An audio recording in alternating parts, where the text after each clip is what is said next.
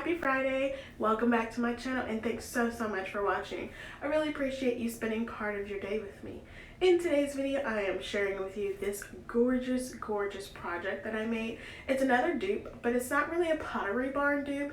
It's more of an Amazon dupe, because although I've seen this project in different places, Pottery barn included, I actually got the idea off of Amazon.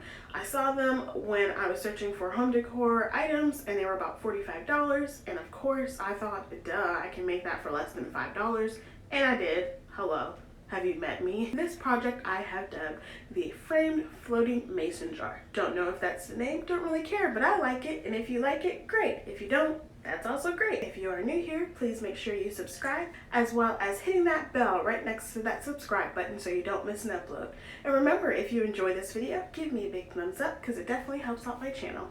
Alright dolls, with that being said, let's get to the video. So to make one of these, you're going to need one 5x7 frame from Dollar Tree and one mason jar. I actually picked up this mason jar from Michael's. It was on sale for 57 cents. It was a lot cheaper than actually picking up one from Dollar Tree. And then what you're going to do is take out all of the backings to those picture frames. So you're going to put aside everything and you're only going to keep the actual glass piece. You're then going to remove those prongs. I just used some simple pliers to remove those. Make sure you just remove them slightly because you need the frame all intact in one piece. Although this frame, I've noticed that it's actually pretty durable considering all the other Dollar Tree frames that I've had.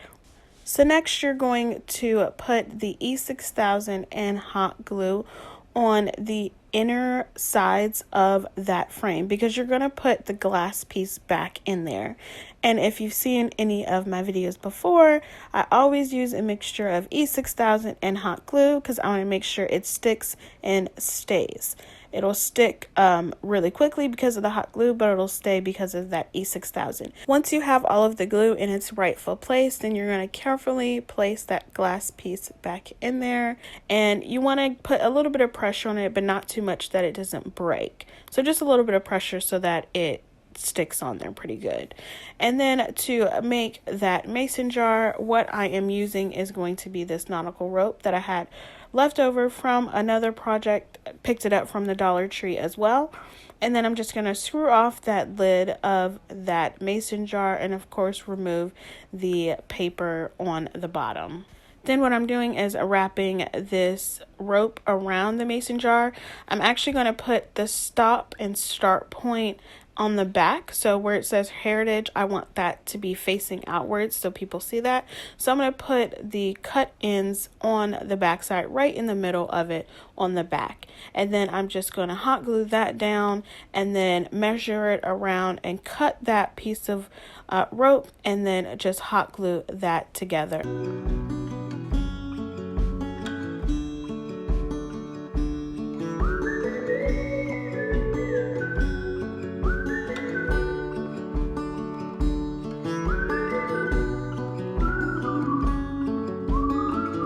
And I'm actually going to do 2 rows of this. It's the same on each mason jar, but it's just 2 rows. Now I just don't want them to be close together as in regards to the row. They can be kind of loosely apart, but I just kind of wanted it halfway over the mouth of that mason jar.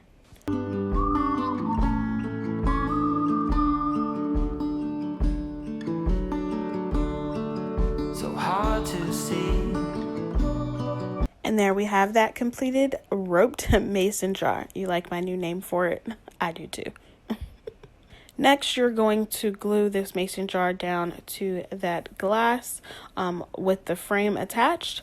And what I'm using again is a mixture of E6000 and hot glue. So what I'm doing is making sure it measures out correctly to be in the middle of that picture frame. So I'm just going to place the hot glue and the E6000 on the back of that mason jar, but I'm only putting it on the parts where I know that the glass touches each other, so you don't really have to put it below the mouth of the mason jar, if that makes any sense. So I'm putting it on the ropes because the ropes are going to touch, the nautical rope is going to touch the glass, and then the bottom of the mason jar. I'm flipping it over to make sure that it stays in place, and just making sure I put a little bit of pressure, not too much to where the glass pieces will fall out or the mason jar will come off. So I just put that aside, make sure that dries really well. The next thing that I'm going to do is make these flowers that I'm putting in there. I got them from the Dollar Tree as well. They are hydrangeas and they're really pretty, so pretty that I had them at my wedding. It was my main flower. Absolutely love them. So anyways, let's just remove all of the paper on that, and what I'm doing is going to cut them down. So I don't want the big stem in them. I'm going to cut them down into single stems, and I'm just cutting them right above where they all are joined together on the bottom, the biggest bottom stem, and just cutting that apart. And you just really have to cut it once and then wiggle it around and it comes right off. And then what I'm doing is pushing up those leaves right underneath the flower so that they have a more full look. And then I'm taking this twine that I had and am going to wrap that around the bottom of all of those stems to make it one cohesive flower bunch. And all I'm doing is hot gluing down the end pieces of the twine on the top and the bottom, because I tried to tie them but it kept unraveling, so hot glue was the next best option that I had. From the moment we arrived. And there you have that completed beautiful hydrangea bouquet that I'm going to put in each of those mason jars. I'm going to give this a name of the framed floating mason jars. I absolutely love them, and they look perfect right next to my Pottery Barn duped mirror. Alright dolls, that's all I have for you today. Thanks again so much for watching and spending part of your day with me. Alright dolls, I'll see you on the next one. Bye!